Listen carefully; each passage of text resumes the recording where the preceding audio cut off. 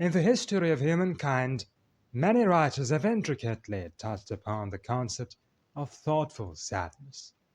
After all, what is man without sadness?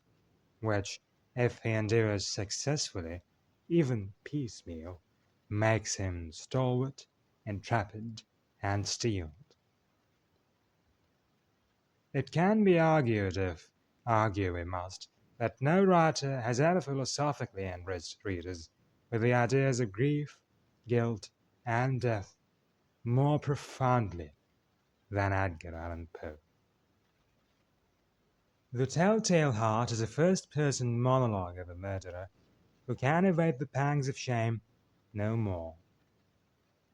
After ostensibly appearing to be sane whilst being very, very dreadfully nervous, he persuades the reader into believing that his perspicaciousness is unparalleled. Entirely from his own lens, he presents a genuine reason to kill the old man with whom he was living. Once it dramatically gets done, he hides the carcass under the wooden floor of the premises. Some police officers later on come with the claim of listening to an ominous shriek from the building.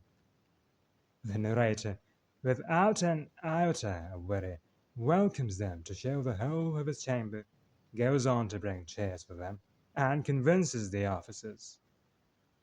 But whilst they sit, there is a sound quite perturbing for him. No doubt I now grew very pale, but I talked more fluently and with a heightened voice. Yet the sound increased, and what could I do? It was a low, dull, quick sound, much such a sound as a watch makes when enveloped in cotton. I gasped for breath, and yet the officers heard it not. I talked more quickly, more vehemently, but the noise steadily increased. I arose and argued about trifles in a high key and with violent gesticulations, but the noise steadily increased. Why would they not be gone? I paced the floor to and fro with heavy strides, as if excited to fury by the observations of the men. But the noise steadily increased. Oh God! What could I do? I foamed, I raved, I swore. I swung the chair upon which I had been sitting and grated it upon the boards. But the noise rose over all and continually increased.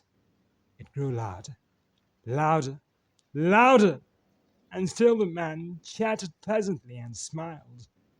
Was it possible they heard not? Almighty God! No, no, they heard! They suspected, they knew. They were making a mockery of my horror. This I thought, and this I think. But anything was better than this agony. Anything was more tolerable than this derision. I could bear those hypocritical smiles no longer.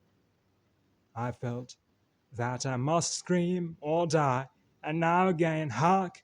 Louder, louder, louder, louder! Villains! I shrieked.